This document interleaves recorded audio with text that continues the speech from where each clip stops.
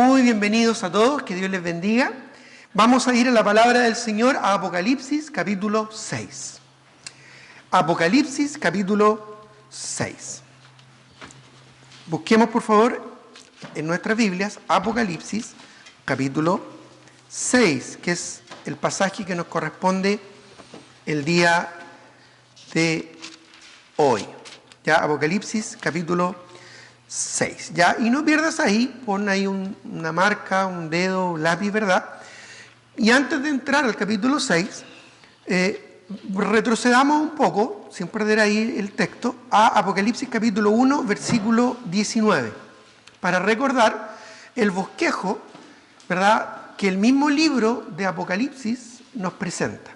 En Apocalipsis 1:19 encontramos el esquema de todo el libro. Dice Apocalipsis 1:19, escribe las cosas que has visto. ¿Ya? Y esto hace referencia al capítulo 1, cuando Juan fue llevado a la presencia del Señor y vio, ¿verdad?, ni más ni menos que al Señor Jesucristo glorificado. ¿Ya? Una tremenda experiencia que tuvo Juan en visión, en el Espíritu, de ver al Señor Jesucristo en toda su gloria. Luego dice, escribe las cosas que has visto, dice, y las que son. Y eso corresponde a los capítulos 2 y 3 de Apocalipsis. Ya lo estudiamos cuando consideramos el estudio de las 7 iglesias de Asia Menor, contemporáneas al apóstol Juan, y que de alguna manera representan, o con las que de alguna manera todas las iglesias a lo largo de toda la historia de la iglesia nos podemos identificar, ¿ya?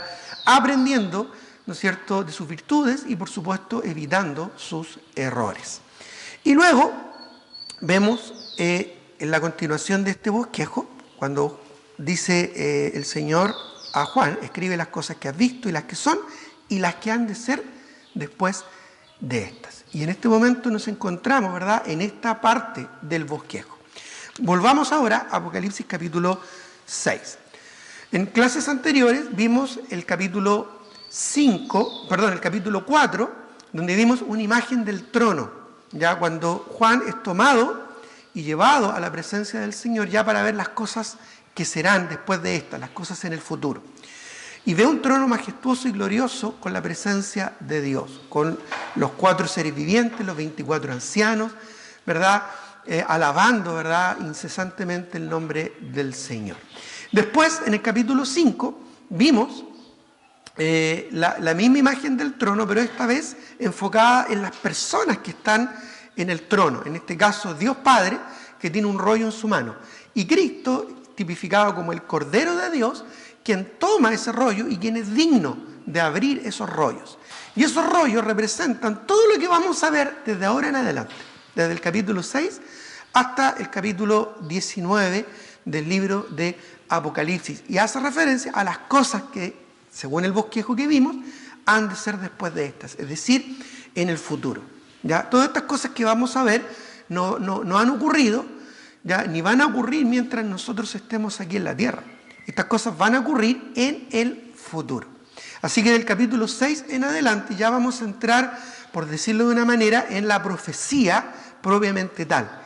Cosas que el Señor nos está revelando acerca del futuro. ¿Ya? Y ya explicamos, ¿verdad?, la manera en que estamos estudiando el libro de Apocalipsis, el enfoque en el que estamos estudiando, la línea interpretativa que estamos aplicando, para darnos cuenta que vemos claramente a través de esta exégesis que estamos desarrollando, ¿verdad?, un entendimiento pre-tribulacional, es decir, que vamos a ser arrebatados antes de la tribulación, y una teología premilenial, ¿ya? Es decir, que después de la tribulación el Señor mismo en persona va a venir a establecer un reino literal aquí en la tierra por 1000 años, y vamos a reinar con Él, ¿no es cierto?, por esos 1000 años, y esto aún está en el futuro. Y también establecimos, ¿verdad?, una interpretación dispensacionalista o dispensacional, en donde Dios a través de la historia ha tratado de diferentes formas con, ¿verdad?, sus hijos y con la humanidad.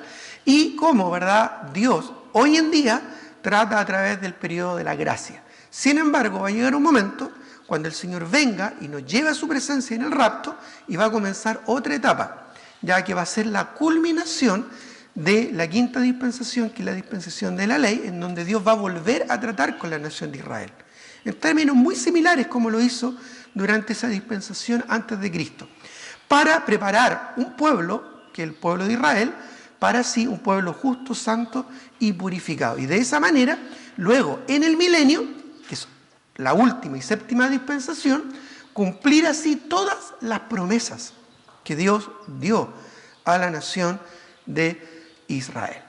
Por lo tanto, nosotros interpretamos la Escritura de esa manera, ya de una manera dispensacional y de una manera normal o natural, es decir, haciendo una exégesis normal de la Escritura, interpretándola literalmente, gramaticalmente, históricamente y culturalmente, y comparando Escritura con Escritura, acomodando lo espiritual a lo espiritual. Y en base a eso, la misma Escritura nos va mostrando las comparaciones y nos va aclarando las simbologías que encontramos. A través de los siglos, ya el libro de Apocalipsis ha asustado a muchas personas, ya ha complicado a muchas personas en cuanto a su significado. Sin embargo, la misma Escritura nos va a dar la significancia de cada una de esas cosas, comparando Escritura con Escritura y simplemente poniendo atención a los detalles. Y como hemos repetido varias veces, la Biblia no es difícil, y el libro de Apocalipsis en particular no es difícil de entender, ¿ya? El mismo libro va explicando muchas cosas. Lo que sí debemos decir es que es difícil de creer, porque obviamente menciona cosas que son maravillosas, cosas que son espectaculares, y quizás más allá de nuestra experiencia o de nuestra comprensión inmediata, aunque podemos, ¿verdad?, a través de la comparación saber o darnos cuenta de algunas cosas, no es tan difícil de entenderlo. Lo que sí es difícil es de creerlo, de realmente creer que eso va a ser así. Ahora, nosotros como hijos del Señor lo creemos. Creemos que la palabra y que toda ella es inspirada, verbal y plenariamente, y por lo tanto confiamos, ¿no es cierto?, en lo que Dios dice en su palabra. Por eso es que necesitamos también ejercer la fe. La fe para poder aceptar lo que Dios nos muestra en su palabra. Ahora, vamos ahora ya de lleno al capítulo 6, versículo 1. Dice, y vi, cuando el Cordero abrió uno de los sellos, y oí a uno de los 4 seres vivientes decir con voz de trueno, ven y mira. Ya, yo ahí deliberadamente añadí la palabra y, la conjunción y, porque en el idioma original ya, sí aparece, aparece la palabra y esto es importante porque va desarrollando una consecución de eventos. Ya no es solamente aquí eventos aislados que son mencionados, sino que una consecución de estos eventos. Entonces, ese y, esa conjunción, relaciona el capítulo anterior con este. ¿Ya? Y vi, eso es lo que está diciendo Juan, después de haber visto el trono celestial y quién estaba sentado en el trono y quién tomó y quién fue digno de tomar el rollo y abrir sus sellos, luego que él vio eso en el capítulo 5, en el capítulo 6 dice, y vi cuando el Cordero, ya esto se refiere al Señor Jesucristo, abrió uno de los sellos. Recordemos que él fue hallado digno para tomar el rollo y comenzar a abrirlo. Para comenzar a abrirlo tenía que ir rompiendo cada uno de estos sellos, ¿ya? Por eso es que probablemente se interpreta que estos sellos estaban dentro del mismo rollo, ¿ya? Con esta cera derretida que pegaba, ¿verdad? Y que además tenía el sello de la persona dueña o digna, ¿verdad?, de abrir esos sellos. Entonces fue abriendo este rollo y abrió el primero de los sellos. Dice, y oí, este es Juan, él oyó a uno de los 4 seres vivientes. Esa palabra a uno, en realidad deberíamos leerla al primer de estos 4 seres vivientes. Ya así por lo menos está en el texto original. Al primero, ¿no es cierto?, de los 4 seres vivientes. Dice, y oí al primero o a uno de los 4 seres vivientes, tal vez el que tenía cara de león o semejante a un león, como vimos en el capítulo 5, decir con voz de trueno, con voz fuerte, con voz poderosa, ven y mira. Ya en muchos manuscritos el mira no está, solamente dice ven. Ya por si es que tú lees alguna otra versión más moderna vas a leer simplemente ven.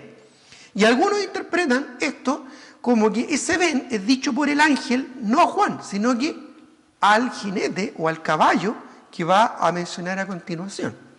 ¿Ya? De todas maneras, no afecta tanto la interpretación del texto. Sin embargo, ya sí debemos decir que Juan, el apóstol Juan, estaba en visión, en el Espíritu, viendo todos estos eventos ya terrenales desde el cielo. Y seguramente cada vez que uno de estos ángeles le dijo, ven, si es que se refiere a Juan, Juan se acercó a uno de estos ángeles y vio lo que va a ocurrir aquí en la tierra desde la perspectiva celestial, como un panorama. Ya así como yo lo estoy viendo a ustedes, ¿verdad? Así Juan vio ya desde el cielo este panorama, estos eventos. Y si este ven hace referencia a que el ángel está llamando a cada uno de estos caballos y a estos jinetes, ¿no es cierto?, que montaban estos caballos, también simplemente lo que vemos ahí es la soberanía del Señor de tener el control de todas las cosas. Y eso ya lo habíamos establecido en el capítulo anterior. Ya el que tiene el control de todo siempre es el Señor.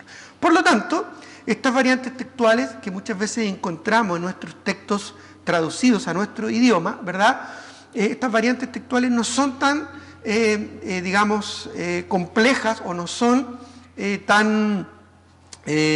no modifican tanto la idea principal o el concepto importante de cada pasaje, simplemente lo enriquece.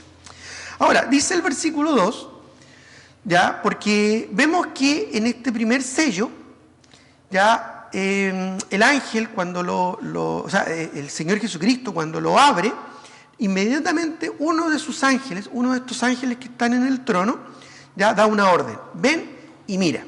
Dice el versículo 2, y miré, este sí se refiere a Juan, y miré, y he aquí un caballo blanco, y el que lo montaba tenía un arco, y le fue dada una corona, y salió venciendo y para vencer. Ya, de aquí en adelante vamos a hablar acerca de los 4, ¿verdad?, caballos del Apocalipsis. Ya algunos se refieren a esto como los 4 jinetes del Apocalipsis, pero en realidad vamos a darnos cuenta que no son 4 jinetes, sino que es uno solo que de alguna manera representa distintos aspectos ya de su carácter. Y vamos a darnos cuenta que en realidad el énfasis no está tanto en los jinetes, sino en los mismos caballos. Pues estos caballos, con sus colores tan particulares, representan también algo importante que va a suceder durante este periodo de tiempo, que adelanto, llamamos la gran tribulación. ¿Ya? Van a haber 7 años de gran tribulación. Y lo que vamos a ver a continuación en los sellos, de los sellos 1 al 6, es básicamente la primera parte de la gran tribulación. De los sellos. De los versículos, o sea, de los sellos 1 al 6, perdón, lo que vamos a ver de los sellos 1 al 6, básicamente corresponde a la primera parte de la gran tribulación. Es decir, si la tribulación la dividimos en 2 partes, tenemos la primera parte de 3 años y medio y la segunda parte de 3 años y medio. Es lo que el profeta Daniel anticipó. Ya el profeta Daniel se refirió a estos periodos diciendo en este lenguaje: tiempos, es decir, 2 años, 1 y 2, tiempos, después dijo tiempo, es decir, 1 año, y luego añadió medio tiempo, es decir, medio año, 3 años y medio. ¿Ya? Entonces lo que vamos a ver en el capítulo 6 son los primeros 3 años y medio, ya, de la gran tribulación, de un periodo terrible de tribulación que va a haber sobre la tierra y que se va a manifestar a través de la apertura de estos 6 sellos. Ya, a través de estos 6 sellos que van siendo abiertos, se va leyendo lo que está, ¿no es cierto?, en el rollo, y ahí está escrito todo lo que va a ocurrir en la apertura de estos 6 sellos. Cuando se abre el primero, entonces, el primero de estos sellos, aparece un caballo blanco, ¿ya? Y al que lo montaba, que tenía un arco, le fue dada una corona y salió venciendo y para vencer. Aquí el caballo blanco, en la Biblia, es un símbolo del conquistador, de aquel que viene en una conquista, ¿ya?, pero no en una conquista bélica, sino más bien en una conquista pasiva. Es decir, hace referencia a aquel conquistador cuando entra a una ciudad ya conquistada y entra, ¿verdad?, como el conquistador digno de asumir, ¿verdad?, la autoridad de esa conquista, de recibir la honra de esa conquista. Es interesante este personaje que vemos acá porque se contrasta con el mismo Señor Jesucristo. No pierdas aquí, pero yo voy a leer en Apocalipsis 19:11, ya en Apocalipsis el capítulo 19, el versículo 11, ya donde la palabra del Señor habla del Señor Jesucristo diciendo: entonces vi el cielo abierto y aquí un caballo blanco y el que lo montaba, y aquí claramente lo identifica, se llamaba Fiel y Verdadero. Obviamente, comparando escritura con escritura, ya sabemos que este personaje de aquí, de Apocalipsis 19:11, se refiere al Señor Jesucristo. Y en el contexto, aquí vamos a ver en el capítulo 19 que se refiere al milenio, al reino milenial. Por lo tanto, aquí vemos a Cristo entrando como un conquistador vencedor y victorioso, que se llamaba Fiel y Verdadero, y dice, y que con justicia juzga y pelea. Y más adelante lo identifica de manera más evidente y lo relaciona directamente con el capítulo 1 de Apocalipsis como Cristo glorificado, como el Señor Jesucristo. Ahora, volvamos al capítulo 6, porque este ángel, este caballo acá mencionado, no tiene que ver con Jesucristo, sino que es su opuesto, ¿ya? Su homónimo, que sería que sería el anticristo. ¿Ya? Dice que este caballo blanco que aparece, ¿verdad?, en escena, símbolo de conquista, ¿no es cierto?, y de autoridad, y luego añade, y el que lo montaba no menciona el nombre ni menciona, ¿verdad?, más específicamente quién es ese personaje, pero sí podemos llegar a determinar que se refiere al anticristo. El que lo montaba, dice, tenía un arco. El arco en la Biblia simplemente es un arma y un símbolo de amedrentamiento militar. Ya es un símbolo de guerra, un símbolo, ¿no es cierto?, de poder militar. Sin embargo, lo interesante que vemos acá y el detalle que tenemos que considerar es que solo se veía con un arco en la mano. Pero este arco no tenía flechas. Interesante el detalle, porque esto implica de que fue un símbolo será un símbolo de amedrentamiento militar, pero sin flechas, es decir, sin poder real, sin un poder bélico, ¿verdad?, real.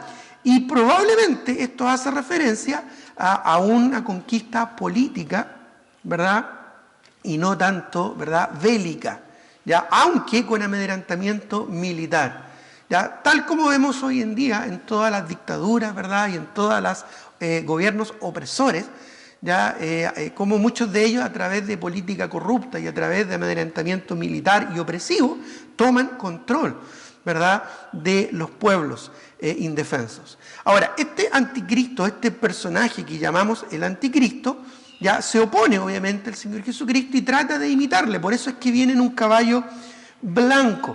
Básicamente a través de una política, ya que podríamos llamar la política del terror, establece su autoridad sobre la tierra. Por eso dice que le fue dada una corona, una diadema que es símbolo, ¿verdad?, de honra.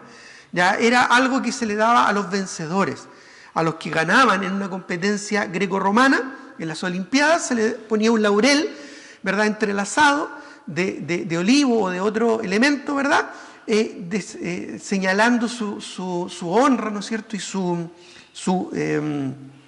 importancia. Entonces, seguramente este personaje, a través de alianzas políticas, a través de amedrentamiento, ¿verdad?, militar, a través de la política del terror, ¿qué es lo que hace? Este personaje, ¿verdad?, logra ganar quizás una elección, o logra ganar, ¿no es cierto?, el respeto, o simplemente logra ganar el poder sobre, en este caso, la humanidad, que se va a unir en torno a este héroe, a este gran personaje. Y es interesante cómo hoy en día de hoy, en la política, muchas veces se busca ensalzar a grandes personajes.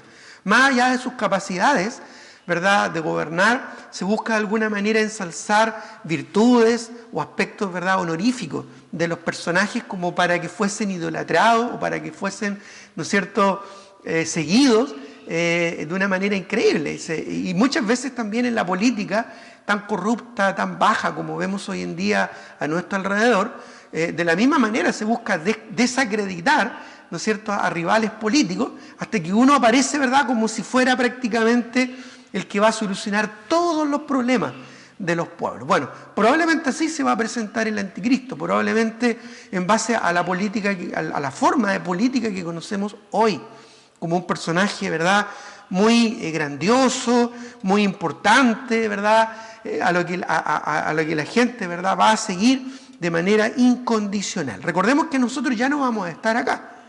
Recordemos que los cristianos ya no vamos a estar en esta tierra. Antes de que esto ocurra, vamos a ser arrebatados para estar con el Señor en cuerpos glorificados en su presencia. Este personaje con la corona, ¿verdad?, dice que salió venciendo y para vencer, es decir, lograr una conquista y una subordinación inmediata. Ya eso es lo que se refiere. Y esto está en concordancia con muchos pasajes de la Escritura. Por ejemplo, en 1 Tesalonicenses 5:3, 1 Tesalonicenses capítulo 5, versículo 3, si no alcanzas a llegar a estos pasajes, simplemente pon atención y después puedes repasarlo viendo el video. Ya, 1 Tesalonicenses capítulo 5, versículo 3, dice que cuando digan, y esto va a ocurrir en el futuro, durante este periodo, el periodo de la tribulación, ya de hecho dice el versículo 2, porque vosotros sabéis perfectamente que el día del Señor vendrá, se refiere a esto, el día del Señor es la tribulación, así como el ladrón en la noche, ya los va a pillar de manera desprevenida los que estén ahí, nosotros ya no vamos a estar ahí, porque nosotros no somos de la noche, sino que somos del día, dice el argumento más completo de este pasaje. Pero los que van a estar ahí durante este periodo, miren lo que dice, que cuando digan paz y seguridad, entonces vendrá sobre ellos destrucción repentina como los dolores a la mujer encinta y no escaparán. ¿Ya? Ahora, esto que se menciona acá nos está diciendo de que durante estos 3 primeros años y medio va a haber paz en la tierra. De hecho, no lo va a haber. Vamos a ver más adelante que eso no va a ocurrir. Lo que sale acá es que ellos dice, cuando digan paz y seguridad. Y esto es muy típico, ¿verdad?, en nuestras sociedades. Nosotros podemos decir que nuestro país está en paz y está en tranquilidad. Bueno, quizás podemos decir, sí, salimos a la calle y podemos estar relativamente tranquilos. Pero hace un año atrás, ¿verdad?, en octubre del año pasado, no decíamos eso. Ya cuando fue, ¿verdad?, la explosión delictual en este país, no decíamos que estábamos en paz. Entonces, mucha gente interpreta la paz como estar tranquilo. Y ellos simplemente van a estar en un estado de aparente tranquilidad cuando este anticristo, este político majestuoso aparezca en escena y haga que las cosas, ¿verdad?, funcionen relativamente bien por un periodo de tiempo breve. Sin embargo, su verdadera intención no es traer paz al mundo, sino que a través de la ilusión de la paz humana, hacerse del poder y de la autoridad para gobernar sobre este mundo como el anticristo. Ya recuerden que el anticristo quiere imitar a Cristo, entonces el anticristo, antes de que Cristo venga a establecer su reino milenial, él quiere establecer su propio reino, que solamente le va a durar menos de 7 años, ya porque el Señor mismo lo va a destruir. Sin embargo, esta aparente paz, esta aparente tranquilidad, ya que en realidad es ilusoria y en realidad es engañosa, es la que el anticristo va a establecer. Y esto estaba profetizado incluso por Daniel. Miren lo que dice Daniel 9:27, el profeta Daniel. Daniel capítulo 9, en el versículo 27, hablando en el contexto tipológicamente o simbólicamente del anticristo, dice, Daniel 9:27, dice que este personaje, ya que va a devastar el mundo, dice que por otra semana, dice, y por otra semana, aquí debemos decir que esto se refiere a la 70ª semana de Daniel o a la semana 70 de Daniel. No vamos a explicar esto ahora, pero a grosso modo vamos a decir que en la forma que Dios trató con Israel, ya Dios estableció 70 semanas para tratar con la nación de Israel. Ya eso tiene que ver con la dispensación de la ley o la dispensación, ¿no es cierto?, antiguo testamentaria. La forma en que Dios trata con Israel. Lo estableció en 70 semanas. Bueno, 69 de esas semanas ya han ocurrido. Ya son pasados. Y queda una semana más por cumplirse, y que es la 70ª semana de Daniel, la semana 70. Por eso es que el periodo de la tribulación no pertenece al periodo de la gracia, sino pertenece al periodo de la ley. Porque Dios va a tratar con la nación de Israel. Nosotros no tenemos nada que ver con este periodo, por eso es que no vamos a estar. Por eso es que creemos firmemente que el rapto es pretribulacional. ¿Ya?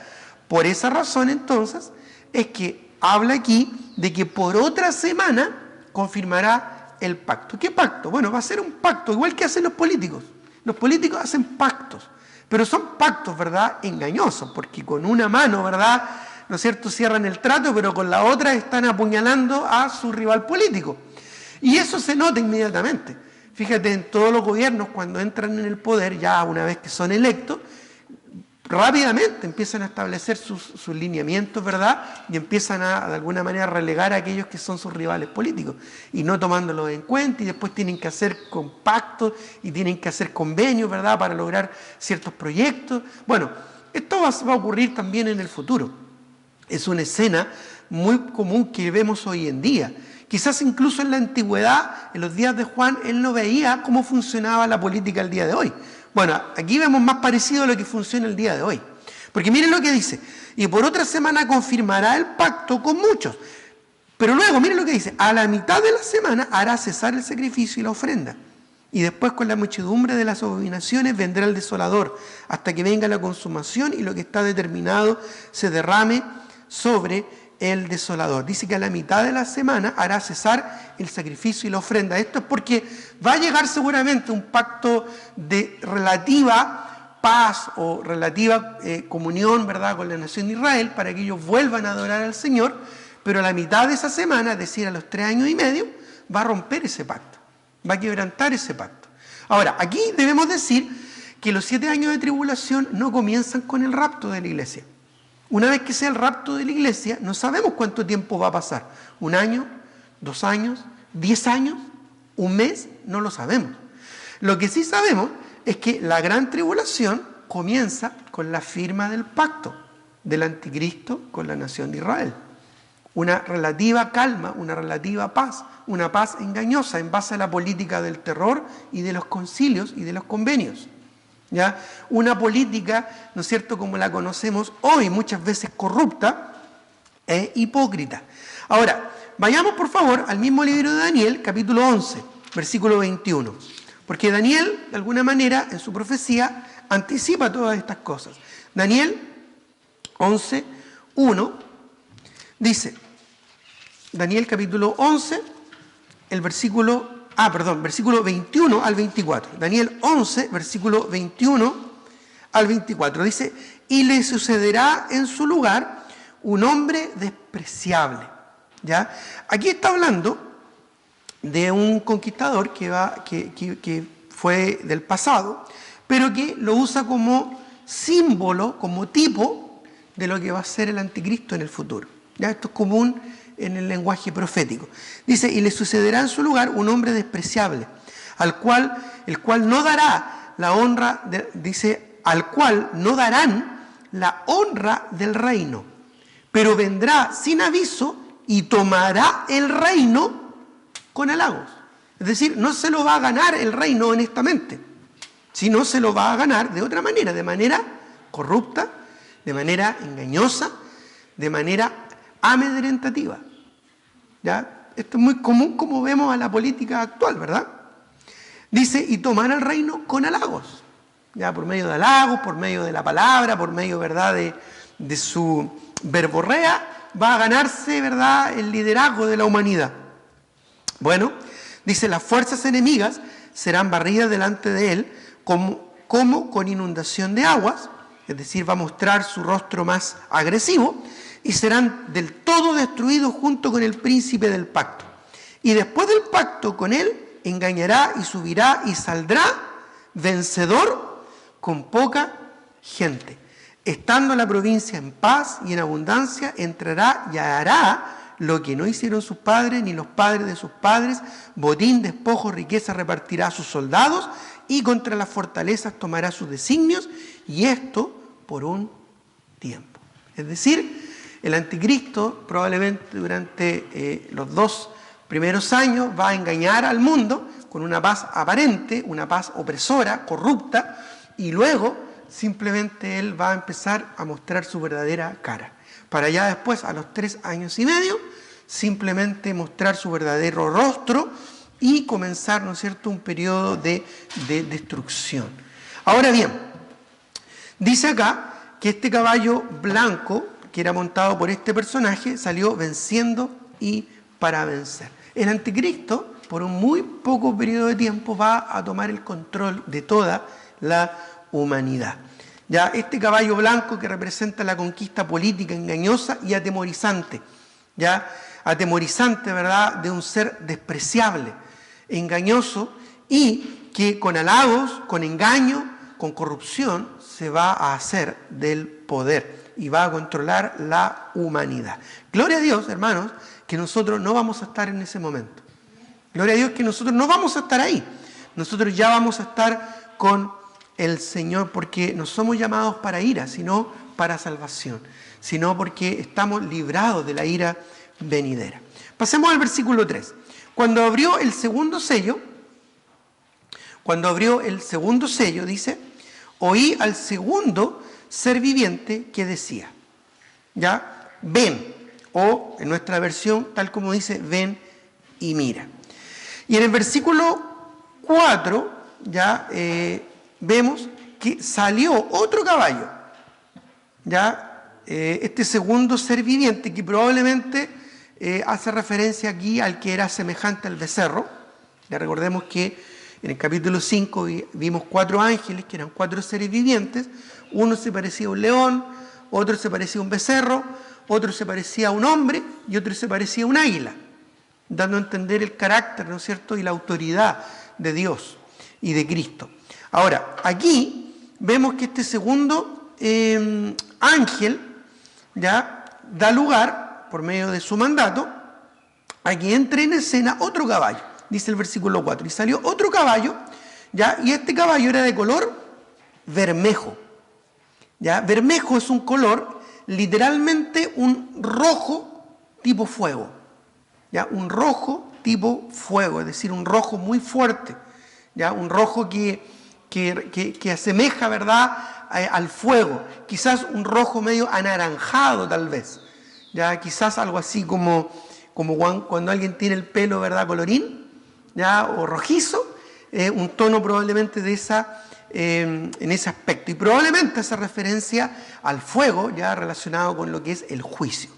Dice, y salió este caballo de color bermejo, y al que lo montaba, ya, que probablemente no es otro jinete. Yo he escuchado, he leído el libro, o he visto películas, ¿verdad?, que hablan de los 4 jinetes del Apocalipsis. En realidad, haciendo honor a la verdad, serían los 4 caballos del Apocalipsis. Porque probablemente este jinete simplemente es el mismo anticristo, ya manifestado o representado en diferentes aspectos solamente, de lo que va a significar o de lo que va a hacer su injerencia en este mundo. En este caso, representado y montando un caballo bermejo, ¿no es cierto? Y dice, y al que lo montaba le fue dado poder. Ya, nota por favor cuando dice le fue dado, porque esto no es algo que él se ganó por su propia cuenta. Ya, a él toda esta autoridad le es dada. De hecho, hemos visto, ¿verdad?, que en el caballo blanco, no es que él se ganó honestamente el reino, sino que lo tomó con halagos, con engaños, con opresión militar, con la política del terror. ¿Ya? Aquí en este caso, de la misma manera, le fue dado. Y esto es porque finalmente es Dios el que tiene el control. Y esto que está ocurriendo acá, esta entrada del anticristo en escena en la humanidad para juicio, no es más que la manifestación del juicio de Dios. Dios está usando al anticristo, le está dando libertad, le está dando cuerda, como decimos, al anticristo para que él sea el que ejecute juicio sobre la tierra. Así es que le fue dado poder. ¿Qué tipo de poder? Poder de quitar de la tierra la paz. Ya, aquí el rojo entonces representa conflicto, odio, guerra y destrucción.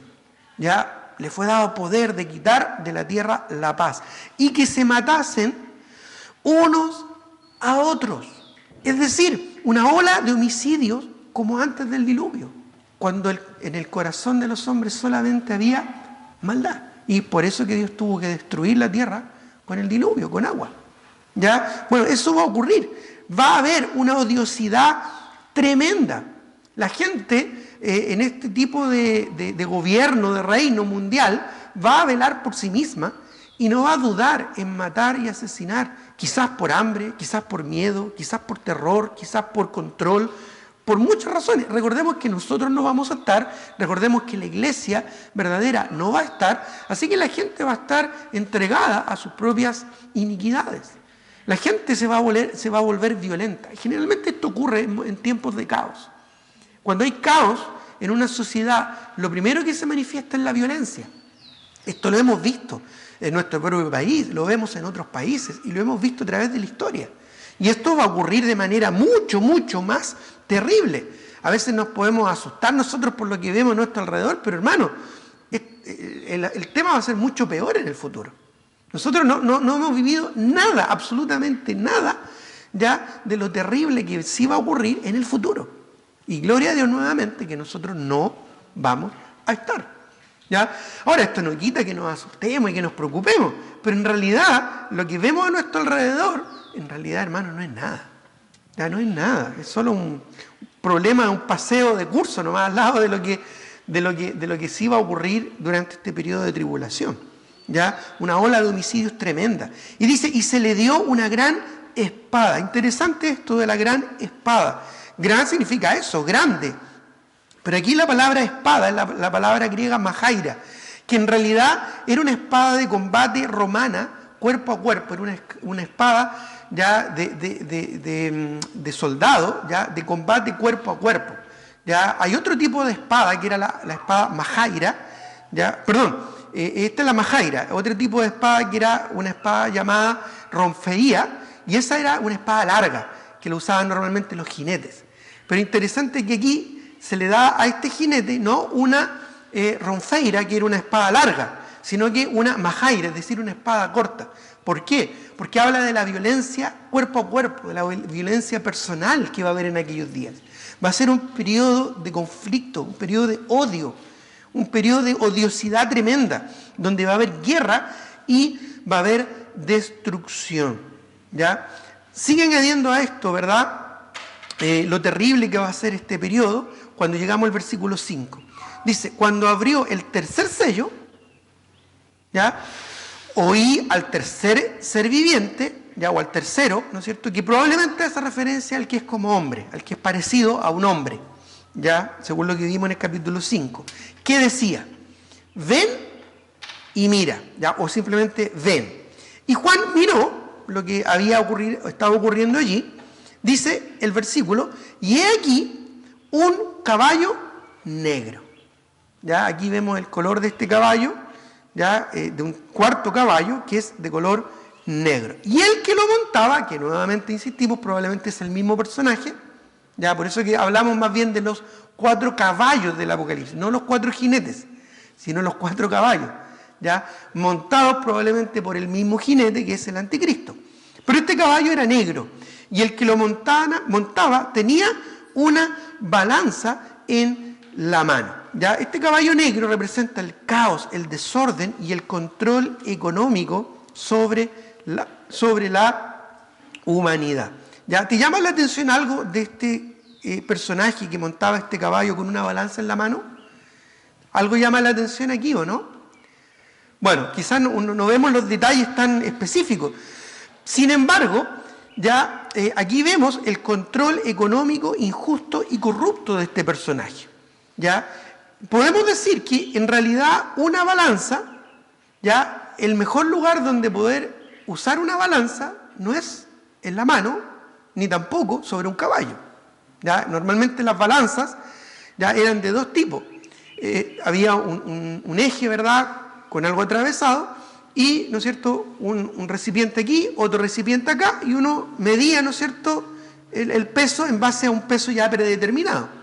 O simplemente se ponía sobre, no colgando, sino que sobre, ya para que se equilibrara y decía, ya esto pesa tanto en base a un elemento predeterminado. ¿Ya? Pero el hecho de que este jinete tenía la balanza en su mano, y a veces vemos a la justicia, ¿verdad?, a la supuesta justicia representada con una balanza en la mano, con los ojos cerrados, con la espada en la mano, que es una simbología nomás humana de la supuesta justicia, que lamentablemente hoy en día no la vemos tan justa, ¿ya? Lo que podríamos idealmente considerarla, ¿ya? Porque la justicia humana es falible, ¿ya? Pero imagínate esta escena, un jinete en un caballo con una balanza en su mano para equilibrar, para medir y cabalgando. O sea, si ya es difícil estando quieto poder equilibrar algo, imagínate en un caballo. Bueno, esto significa que la supuesta justicia de aquel tiempo en realidad no lo va a hacer, sino que va a ser algo totalmente injusto, corrupto y probablemente ya totalmente enfocado, ¿verdad?, en la intención del que está montando en este caballo, ¿ya?, y que llevaba esta balanza. Probablemente esto tiene que ver por el contexto, tiene que ver con el control económico y de la justicia corrupta de aquellos días. ¿Ya? Porque miren lo que dice el versículo 6. Dice, y oí una voz, y aquí explica un poquito más de lo que está sucediendo acá, de en medio de los 4 seres vivientes, ya que no se especifica quién, que decía, 2 libras de trigo por 1 denario, y 6 libras de cebada por 1 denario. Ahora, 2 libras de trigo ya son aproximadamente 650 gramos. Ya 325 gramos aproximadamente era 1 libra en aquellos días. 2 libras eran 650 gramos, casi un poquito más de medio kilo. ¿Ya?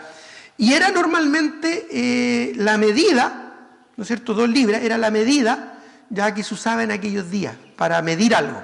¿Ya? 2 libras se comparaban, ¿no es cierto?, con otro elemento de trigo, y ahí se sacaba una medida, que era normalmente el alimento básico para una persona. Ahora, dice, 2 libras de trigo por 1 denario. 1 denario era algo así como el pago de un día, el sueldo de un obrero por un día de trabajo. ¿Ya? No sé, ¿cuánto sería hoy en día el pago por un día de trabajo? El pago de un obrero, por ejemplo. ¿Cuánto? Unos 20.000 pesos, más o menos, aproximadamente. Entre 15.000 pesos, ¿no es cierto?, si se le paga muy poco, o 25.000 pesos, o 30 si es que se le paga más. ¿Ya? Podemos decir más o menos unos 15, unos 20.000 pesos, el pago de un día de trabajo, el jornal de un día, de un solo día. Eso es lo que está diciendo. ¿Ya? 650 gramos de trigo, ¿no es cierto?, por 20.000 pesos. Caro, ¿ya? Muy caro. Y luego dice, y 6 libras de cebada, ¿ya? 6 libras aproximadamente son 2 kilos, un poquito menos de 2 kilos, por 1 denario. Ahora, en aquellos días, ya 2 libras alcanzaban, en los días de Juan, para 5 kilos de trigo. Pero aquí en la tribulación se va a vender 2 libras en, ¿no es cierto?, 1 denario.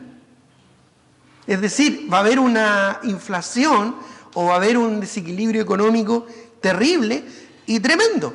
Ya, en aquellos días, con 2 libras, o sea, con 6 libras, tú comprabas 16 kilos de cebada, 24 medidas. Pero aquí, ¿no es cierto?, simplemente estas 6 libras te va a alcanzar para, dice allí, 6 libras de cebada por 1 denario, por el pago de un día. Es decir, va a haber una corrupción, va a haber una inflación y va a haber un desequilibrio y un caos económico tremendo y terrible. ¿Ya? Nuevamente, eso lo vemos hoy en día en nuestras sociedades actuales. Solo que en aquellos días va a ser peor. O sea, imagínate si va a ser peor que ahora, cómo está la inflación, cómo muchos países están en caos, ¿verdad?, político y económico. Imagínate lo terrible que va a ser durante la tribulación. Va a ser algo mucho, mucho, mucho más terrible. Pero lo más terrible de todo es la injusticia. Porque miren lo que dice, pero no dañes el aceite ni el vino. No dañes literalmente significa no afectes o no agraves. Ya el afecto, o sea, el aceite y el vino. Y el aceite y el vino eran básicamente elementos no de primera necesidad, sino que de lujo. Elementos de lujo y elementos, ¿no es cierto?, muy muy sofisticados, muy especiales en aquellos días. ¿Qué significa esto? Que probablemente los ricos que van a estar en el poder van a seguir disfrutando de todos estos lujos, ¿no es cierto?, que hay en la tierra. Solamente los pobres y los oprimidos van a tener que luchar por alimentarse de una manera desesperada. Ahora, ¿les suena esto parecido a lo que vemos hoy en día en nuestras sociedades alrededor? Es lo que ocurre hoy en día. Yo escucho a veces las personas que protestan, ¿no es cierto?, justicia, queremos vivir con dignidad y queremos, ¿no es cierto?, justo, igualdad para todos, el igualitarismo que vemos hoy en día, ¿ya? Pero en realidad ellos no tienen ni idea que en el futuro va a ser mucho, mucho, mucho más terrible. O sea, los ricos van a ser mucho más ricos y los pobres van a seguir siendo mucho más pobres. Eso es lo que estamos viendo acá. En otras palabras, hermanos, las sociedades actuales no van a mejorar, van a empeorar, van a ir de mal en peor. Y en este tiempo todavía se va a manifestar más injusticia. Ahora, ¿cómo va a sofocar esta injusticia el anticristo y las revueltas sociales y los homicidios? Bueno, simplemente las va a aplastar, ¿no es cierto?, de manera opresiva, ¿no es cierto?, con guerra, ¿no es cierto?, y con destrucción. Es decir, las cosas no van a mejorar. El ser humano cree que va a estar mejor, el ser humano piensa que va a estar mejor. Las personas y las sociedades creen de que van a poder salir adelante con su propia capacidad, pero están equivocados. Porque el ser humano, lamentablemente, lo único que hace es destruirse a sí mismo y destruir a los demás. Es decir, esta injusticia, este caos económico, social, va a ser controlado. Va a haber un control corrupto, injusto, y que va a tener como propósito de seguir destruyendo la humanidad y las sociedades como las conocemos. El mundo no se va a volver más justo. La única manera en que el mundo se vuelva justo es cuando después de la tribulación el Señor venga Él a reinar sobre la tierra, para reinar con justicia, reinar, ¿verdad?, de manera honesta y de manera digna, y establezca su reino milenial aquí en la tierra y regir la tierra con vara de hierro, es decir, con vara firme y recta. Esa va a ser la única manera que va a haber paz en este mundo. Así es que si tú estás en este mundo y esperas que el mundo vaya a mejorar, lo siento, no tengo muy buenas noticias para ti. El mundo no va a mejorar, ¿ya? Este mundo, ¿no es cierto?, que a veces vemos que está cada vez peor, va a seguir cada vez peor. Y la cosa va a ser mucho más terrible aún durante la tribulación. La única esperanza que tenemos nosotros es Cristo. Así es que si tú aún no conoces al Señor, busca a Cristo, porque es lo único que te puede dar esperanza. No un político nuevo, no una tendencia nueva, no un cambio de gobierno, tampoco un cambio de constitución, tampoco un cambio de cultura, tampoco la igualdad. No, esas cosas son inventos humanos, simplemente para engañar a las personas ilusas que creen que con eso van a alcanzar paz.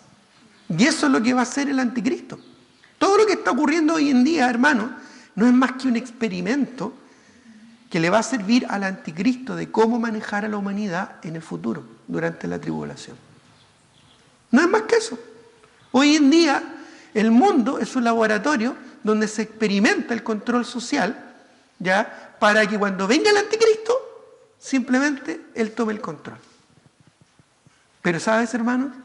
Cuando eso ocurra, yo no voy a estar acá. Y si tú eres un hijo de Dios convertido por la gracia de Jesucristo, tú no vas a estar acá. Así es que, por lo tanto, no te aflijas, no te preocupes. Comparte el Evangelio, haz discípulos y predica la palabra del Señor. Haz lo que tienes que hacer como un hijo de Dios. Despreocúpate de las cosas que están ocurriendo en el mundo, porque las cosas no van a mejorar. No tiene mucho sentido que veamos tanto las noticias. Solo lo suficiente para informarnos en qué fase estamos y qué tenemos que hacer. Pero el resto, hermano, es simplemente las cosas que están pasando en este mundo y es simplemente algo que no va a mejorar. Así es que confiemos en el Señor, pongamos nuestra fe en Él. Invirtamos en las cosas celestiales, no en las terrenales. Invirtamos en lo eterno, pongamos nuestra mira en las cosas de arriba, no en las de la tierra. Ahora bien, sigamos. Dice que en el versículo 7, cuando abrió el cuarto sello, ya ahí vamos a avanzar un poquito más rápido, nos queda poco tiempo. Cuando abrió el cuarto sello, ya, oí la voz del cuarto ser viviente, probablemente este el que se parece al águila, que decía, ven, ya, o nuestra versión dice, ven y mira. Versículo 8. Y aquí Juan miró. Dice, miré y he aquí un caballo amarillo. ¿Ya? Ese amarillo que aparece acá, en realidad es como un verde pálido, ¿ya? Medio amarillento. Y es así porque básicamente tiene la tonalidad de un cadáver. De un cadáver. Vamos a ver a continuación por qué. Porque justamente este ángel, o sea, este caballo, dice, y el que lo montaba, dice, tenía por nombre muerte. Muerte. Dice, y el Hades le seguía. El Hades es el lugar de los muertos.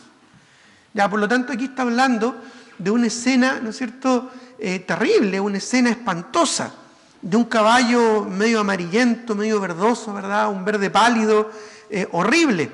Ya, de hecho, la palabra ahí literalmente es clorofilos. Ya, de ahí viene la palabra clorofila, ya de las hojas de las plantas, ¿verdad? Y tiene que ver con esto, con el concepto de un verde pálido, medio amarillento. Y el que lo montaba tenía por nombre muerte y el Hades le seguía.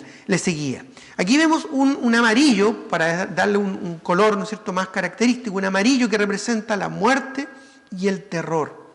¿Ya? La muerte y el terror le seguían. Ya vemos hoy en día fiestas paganas y diabólicas como el Halloween, o vemos, ¿verdad?, series o películas, ¿verdad?, donde muestran muertos vivientes como los zombies, ¿verdad? Y el mundo se está acostumbrando a ver y a recibir o a percibir, ¿no es cierto?, a convivir con la muerte. Hoy en día se celebra la muerte.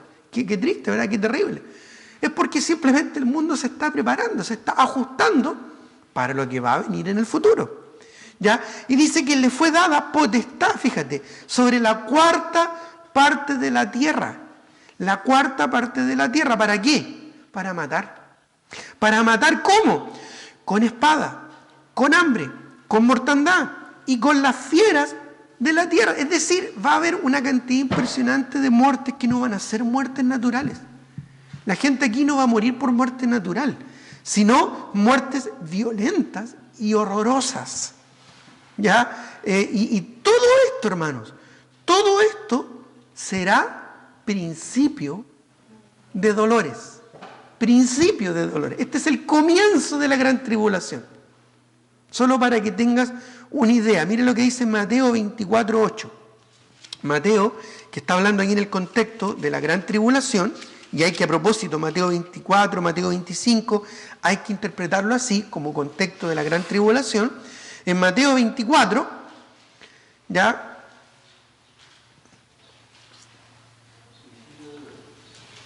Mateo 24:8, ¿qué dice? Dice ahí la palabra del Señor. Dice, y todo esto, bueno, voy a leer, por ejemplo, el versículo 7, dice, porque se levantará nación contra nación y reino contra reino, y habrá pestes, hambres y terremotos en diferentes lugares, y todo esto será principio de dolores. Hay un terremoto, hay un temblor, y la gente dice, no, si la Biblia profetizó que iban a haber terremotos y temblores, hay una guerra por allá, hay un conflicto, hay un virus dando vuelta por ahí, y decimos, no, si esto está profetizado. Hermano, aquí está hablando en Mateo 24 de la gran tribulación, no está hablando de hoy en día. Lo que estamos viviendo hoy en día es simplemente el recreo, es simplemente la preparación, no es ni la introducción, hermano, de lo que va a ocurrir en el futuro. Hoy en día es simplemente el acomodo. Ya es como cuando se están poniendo, ¿verdad?, para las fiestas de cumpleaños, se están poniendo los globos recién, ¿no es cierto? Se está arreglando la casa, se está acomodando todo nomás. Porque realmente la verdadera fiesta terrible que va a ser el Apocalipsis, ¿ya?, la gran tribulación, está por venir.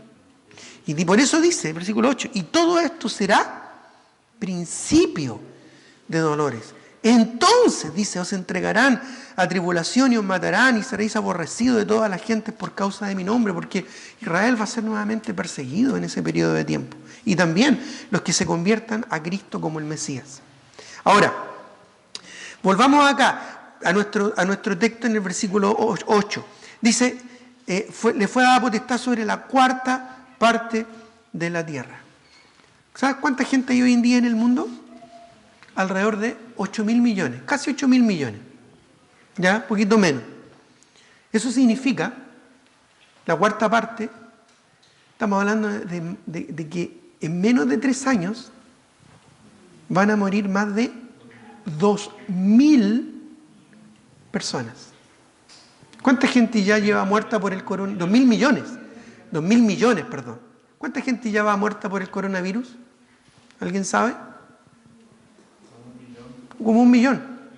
1 millón. En menos de 3 años van a morir más de 2.000 millones. Ahora, para ser un poquito más exacto, supongamos que en ese momento hubieran 6.000 millones de personas por el rapto. Porque muchas personas vamos a ser arrebatadas, así que ya no va a ser 8.000, quizás 2.000 creyentes en el mundo, no lo sé, puede que más, puede que menos, pero supongamos que queden 6.000 millones de personas vivas durante ese periodo en la tribulación. Eso significa 1.500 millones de personas que van a morir. Es decir, 1 de cada 4 personas de este mundo va a morir. 1 de cada 4, es decir, imagínate en un grupo como este. 1 de cada 4, y mejor así, ¿ya? 1 de cada, mejor no apunto a nadie, 1 de cada 4 va a morir. O sea, piensan 4 personas, rápidamente 1 de ellos va a morir. Terrible. O sea, yo creo que ni nos imaginamos el grado de horror que va a ocurrir durante ese tiempo, y que la Biblia dice esto será principio de dolor. Fíjate que en la Segunda Guerra Mundial se estima que murió alrededor de 1 persona por cada 40 personas de este mundo. 1 por cada 40 personas murieron, se estima. 1 por cada 40. Pero la tribulación va a ser 1 por cada 4. Es decir, va a morir en menos de 3 años más gente que todas las guerras que ha habido en el mundo. O sea, va a ser un caos tremendo, y no van a ser muertes naturales. Van a ser muertes violentas, van a ser muertes terribles. Mortandad, se refiere ahí, si hoy en día estamos complicados con el coronavirus, o sea, ni me imagino, ni se me ocurre pensar qué tipo de virus van a haber en aquellos días. O sea, el coronavirus es un resfrío de gato alrededor de lo que va a ocurrir durante ese periodo de tribulación. No es nada, hermano. Todo esto va a ocurrir en el futuro, durante la tribulación. Yo no entiendo cómo hay creyentes que piensan de que la iglesia va a pasar por la tribulación. De verdad que no lo entiendo. No sé en qué están pensando, o no están leyendo bien su Biblia para darse cuenta que realmente va a ser un periodo horrible. Y nosotros, como la esposa del Cordero, no vamos a estar ahí. Cristo no, el esposo no va a permitir que su novia, su esposa, esté durante ese tiempo aquí en la tierra. O sea, sería injusto, inhumano, y sería contraproducente con la obra de gracia de Dios sobre nuestras vidas. Dios lo deja súper claro, no estamos puestos para ira, sino para salvación. Vamos a ser librados, quitados, sacados, dice, de la ira venidera, literalmente dice. Y eso va a ser en el rapto. Así que esta gente aquí durante la tribulación, imagínate, va a morir con espada, o sea, con guerra, con hambre, con mortandad y con las fieras de la tierra. Las fieras de la tierra, los animales, ¿no es cierto?, salvajes que hay en esta tierra que no han sido domados, van a devorar a las personas. Porque claro, va a haber caos económico, va a haber hambre, va a haber peste, y simplemente las fieras van a arrasar, se van a alimentar con carne humana. ¿Sabes cuál es la fiera más destructiva que ha habido en la historia humana? Las ratas. ¿Sí? Las ratas han matado a más seres humanos que todas las guerras mundiales juntas. Las ratas. Tanto ellas como sus pulgas, ¿no es cierto? Y todas las enfermedades que conllevan, en la peste, el tifus, la peste bubónica y todas la peste negra. Probablemente las ratas van a estar muy bien alimentadas en aquellos días. Va a haber tanta gente muerta y muriendo que los cementerios no van a dar abasto. Imagínate toda la infección, el olor y la podredumbre que va a haber en aquellos días. Y todo esto lo va a enfrentar, todo este caos lo va a enfrentar el anticristo con engaño y con opresión. O sea, la escena no puede ser más terrible. Y ojo, que esto será principio de dolores. Esto no es el fin del mundo todavía. Falta mucho todavía para el fin del mundo. La gente a veces dice, no, el apocalipsis, el fin del mundo. Muchos son absolutamente ignorantes de que esto ni siquiera es el fin del mundo. Esto es el principio. Ni siquiera hemos pasado a la segunda mitad de la gran tribulación. Y ojo, teológicamente hablando, cuando se habla de los 7 años de tribulación, se habla de los 7 años de tribulación. Pero cuando se habla de la segunda mitad, que es la más terrible, se habla de la gran tribulación. O sea, tú entenderás lo que eso significa. Aquí solamente estamos viendo la apertura de los 6 sellos primeros. Se abren los 6 sellos. Los 6 sellos terminan prácticamente con la primera mitad de la gran tribulación. Cuando se abre el 7º sello, que se abre a la mitad de la tribulación, a los 3 años y medio, al abrir el 7º sello, se abren las 7 trompetas. Suenan las 7 trompetas. Y al final de las 7 trompetas, se derraman las 7 copas de ira. Por lo tanto, el 7º sello, ¿no es cierto?, incluye para la segunda parte de la gran tribulación las 7 trompetas. Y la 7ª trompeta incluye las 7 copas. O sea, esto es solo el comienzo. Sigamos, porque todavía no está todo dicho. Mire lo que dice en el versículo 9. Cuando abrió el 5.º sello, ya aquí ya terminan estos caballos, el 5.º sello, vi, aquí Juan vio, ya, siguió mirando, pero en este caso estaba en el cielo mirando lo que ocurría en la tierra, ahora él pone sus ojos en el cielo, ya, vio el altar, vio bajo el altar las almas de los que habían sido muertos. Pero en este caso, no los muertos destruidos por esta destrucción, sino los que habían sido muertos por causa de la palabra de Dios y por el testimonio que tenían. Es decir, se suma a esta cuarta parte de personas que murieron violentamente, se suman una cantidad impresionante de mártires que se convirtieron a Cristo durante la tribulación, durante estos 3 años y medio, ¿ya? Y que van a ser martirizados, van a ser asesinados por causa de la palabra de Dios y del testimonio, ¿ya? Aquí vemos en el 5.º sello que bajo el altar la escena Juan la ve en el mismo cielo y ve a los salvos, a los creyentes salvos que se convirtieron a Cristo durante los 3 primeros años y medio de la gran tribulación. Y estos salvos fueron los que nunca antes oyeron el Evangelio. Probablemente gente que producto de las pestes, de las hambres, de los terremotos, de las guerras y de los problemas y de los caos económicos que habrá en aquellos días, gente que se va a desplazar desde países donde no entra el Evangelio, gente que se va a mover, grandes masas, ¿verdad?, de gente que se va a mover a lugares más céntricos y que van a poder escuchar por primera vez el Evangelio. Probablemente de mano de los 144.000 testigos que los vamos a ver más adelante. Y les vamos a explicar quiénes son. Es decir, probablemente los movimientos migratorios van a aumentar de manera exponencial.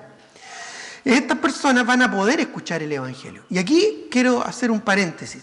Estas personas son personas que nunca antes escucharon el Evangelio. ¿Por qué?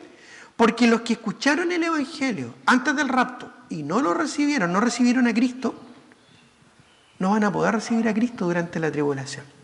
Así que si hay alguien que dice, no, yo me voy a esperar hasta más adelante para ver cuando esto pasa y yo me voy a arrepentir, está equivocado. Miren lo que dice 2 Tesalonicenses 2, por favor. 2 Tesalonicenses capítulo 2. Busquemos, esto es importante. 2 Tesalonicenses capítulo 2. Versículos 1 en adelante. ¿Lo tienes? Dice, pero con respecto a la venida del Señor, de nuestro Señor Jesucristo y nuestra reunión con Él, os rogamos, hermanos, que no os dejéis mover fácilmente de vuestro modo de pensar, ni os conturbéis ni por espíritu, ni por palabra, ni por carta como si fuera nuestra, en el sentido de que el día del Señor, este tiempo de tribulación, está cerca. Nadie se engañe en ninguna manera, porque no vendrá sin que antes venga la apostasía y se manifieste el hombre de pecado, el hijo de perdición. ¿Ya? Dice, el cual se opone y se levanta contra todo lo que se llama Dios o es objeto de culto. Por tanto, se sienta en el templo de Dios como Dios, haciéndose pasar por Dios. Es decir, cuando este personaje se manifieste, ahí va a ser señal de que ha llegado el día del Señor. Versículo 5. ¿No os acordáis que cuando yo estaba todavía con vosotros os decía esto? Y ahora vosotros sabéis lo que lo detiene, que es el Espíritu Santo, a fin de que a su debido tiempo se manifieste. Porque ya está en acción el misterio y la iniquidad, es decir, está funcionando la maldad en el mundo. Solo que hay quien al presente lo detiene. Ese artículo lo es importante porque hace referencia a una persona, no a una cosa, ni a una institución. Dice, lo detiene hasta que él, artículo él, dice, sea a su vez, sea quitado de en medio. Se refiere al Espíritu Santo. Entonces, cuando el Espíritu Santo sea quitado de en medio, ¿y cuándo va a ocurrir eso? Durante la tribulación, o sea, durante el arrebatamiento de los creyentes. Ahí va a ser el Espíritu Santo quitado de en medio de la humanidad. Entonces, dice, se manifestará aquel inicuo a quien el Señor matará con el espíritu de su boca y destruirá con el resplandor de su venida. Inicuo, cuyo devenimiento es por obra de Satanás, con gran poder y señales y prodigios mentirosos y con todo engaño de iniquidad, para los que se pierden por cuanto no recibieron el amor de la verdad para ser salvos. Por esto, porque no recibieron el amor de la verdad para ser salvos, por esto dice, miren lo que dice, Dios les envía un poder engañoso, ¿para qué? Para que crean la mentira que va a proponer el anticristo durante estos 3 primeros años y medio. ¿A fin de qué? De que sean condenados. Todos, ¿quiénes? Los que no creyeron en la verdad, sino que se complacieron en la injusticia. Así que un mensaje para todos aquellos que aún no conocen al Señor. Arrepiéntete y busca al Señor mientras puede ser hallado y llámalo mientras está cercano. Por eso es que dice ahí, ¿verdad? Claramente el Señor les será enviado un poder engañoso para que crean la mentira. ¿Ya? Por eso es que, mira, si seguimos leyendo, el versículo 12, el 13 dice, pero nosotros, los que somos creyentes, los que vamos a ser arrebatados, debemos dar siempre gracias a Dios. ¿Ya? ¿Por qué? Bueno, más adelante dice de que Dios nos haya escogido desde el principio, ¿para qué? Para salvación. ¿Te das cuenta? Para salvación. Por eso es que nosotros no vamos a pasar por la tribulación. Por eso dice el versículo 15, así que estar firmes y retener esta doctrina. Y por eso dice después el versículo 16, el cual nos amó y nos dio consolación eterna y buena esperanza. Tenemos la esperanza de que no vamos a estar en ese periodo. Él dice, conforte vuestros corazones. Para mí no sería confortar el corazón pensar de que vamos a pasar por parte de la tribulación. Él conforte vuestros corazones, dice, y os confirme en toda palabra buena y obra. Y por eso el capítulo 3, versículo 1 dice, por lo demás, hermanos, orad por nosotros para que la palabra del Señor corra y sea glorificada. Ahora es el tiempo cuando la gente necesita y debe ser salva. Ya estamos ya en la hora, así que vamos a terminar rápidamente. Ya, el versículo 10 dice, y clamaban a gran voz diciendo, ¿hasta cuándo, Señor, santo y verdadero, no juzgas y venga nuestra sangre de los que moran en la tierra? Y se les dieron vestiduras blancas y se les dijo que descansases todavía un poco hasta que se completara el número de los consiervos y sus hermanos que también habrían de ser muertos como ellos. Es decir, estos mártires de la primera parte de la gran tribulación van a esperar a los mártires de la segunda parte de la gran tribulación para ser resucitados al final de los 7 años y antes del milenio, junto con los santos del Antiguo Testamento, en cuerpos glorificados. ¿Ya? Solo pueden anotar ahí Apocalipsis 24, que hace referencia a la resurrección de los santos del Antiguo Testamento y de los mártires de la gran tribulación, tanto de la primera mitad como de la segunda mitad. Ya para concluir, dice el versículo 12, y miré cuando abrió el 6º sello, y aquí hubo un gran terremoto, y el sol se puso negro como tela de silicio, y la luna se volvió toda como sangre, tal vez por el polvo y las erupciones volcánicas que va a producir el terremoto. El 6º sello era un gran terremoto. Aquí nuevamente la escena es en la tierra y ahora el juicio de Dios es directo de Dios. Ya no es el anticristo o los poderes naturales, sino que es Dios mismo que interviene con un gran terremoto. Dice, que va a afectar todo el globo terráqueo. Toda la Tierra será un suceso global, no local. Un suceso global. Dice el versículo 3, y las estrellas del cielo cayeron sobre la tierra, una masiva lluvia de meteoritos va a destruir la tierra como la higuera deja caer sus higos con golpes secos y violentos. Y el cielo se desvaneció como un gran pergamino que se enrolla. Dice, y todo monte y toda isla, porque va a ser un evento global, no local, se removió de su lugar. Mira, según la NASA, el terremoto que hubo en Chile en el 2010 desplazó el eje de la Tierra en 8 centímetros. El terremoto que hubo en Chile en el 2010 fue de 8.9 y desplazó el eje de la Tierra en 8 centímetros. Pero este terremoto va a remover toda isla, todo monte y toda la Tierra se va a mover de su lugar. O sea, va a ser un terremoto terrible. Ya no va a ser un terremoto por una placa tectónica, va a ser Dios mismo que va a estar moviendo la Tierra con su poder. Dice, los reyes de la tierra y los grandes, los ricos, los capitanes, los poderosos y todo siervo y todo libre, ¿qué hicieron? ¿Clamaron a Dios? No, se escondieron en las cuevas y entre las peñas. En vez de clamar a Dios, buscaron refugio en la tierra. Porque no hay quien entienda, no hay quien busque a Dios, dice Romanos. En vez de clamar a Dios, se escondieron en la tierra porque eran moradores de la tierra, los catos y cuntas que explicamos en la clase pasada. Y decían a los montes, caed. Dice, y decían a los montes y a las peñas, caed sobre nosotros y escondernos del rostro de aquel que está sentado en el trono y de la ira del Cordero. Estos no eran ignorantes ateos. Sabían y saben, van a saber que este juicio viene de parte de Dios. Pero no van a buscar a Dios, sino que van a buscar esconderse o morir antes que reconocer en su orgullo la soberanía del Dios Todopoderoso. Y de la ira del Cordero, dice, un Cordero supone que es un animal manso, pero aquí va a ser un Dios que va a ejecutar juicio sobre la humanidad porque el gran día de su ira ha llegado. ¿Y quién podrá sostenerse en pie? Claro, con el terremoto, yo me acuerdo, el 2010, el terremoto que hubo en Chile, uno no podía estar de pie. Tenía que estar afirmado sobre una pared y aún así ya uno se caía. Pero este terremoto dice que nadie va a poder estar en pie. Aún así, ellos no se volcaron a Dios en arrepentimiento. Por lo tanto, hermanos, nosotros que estamos ahora aún a tiempo, es tiempo que nos volquemos al Señor. Si aún no conoces a Cristo, busca al Señor, mientras puede ser hallado y llámalo, entre tanto está cercano. Arrepiente de tus pecados y vuélcate a Cristo, para que Él sea tu Señor y tu Salvador. Aún es tiempo, porque en aquellos días, en el día de la ira del Cordero, ya no va a haber más oportunidad, ni va a haber más tiempo. Así que ahora es el tiempo. Busca al Señor.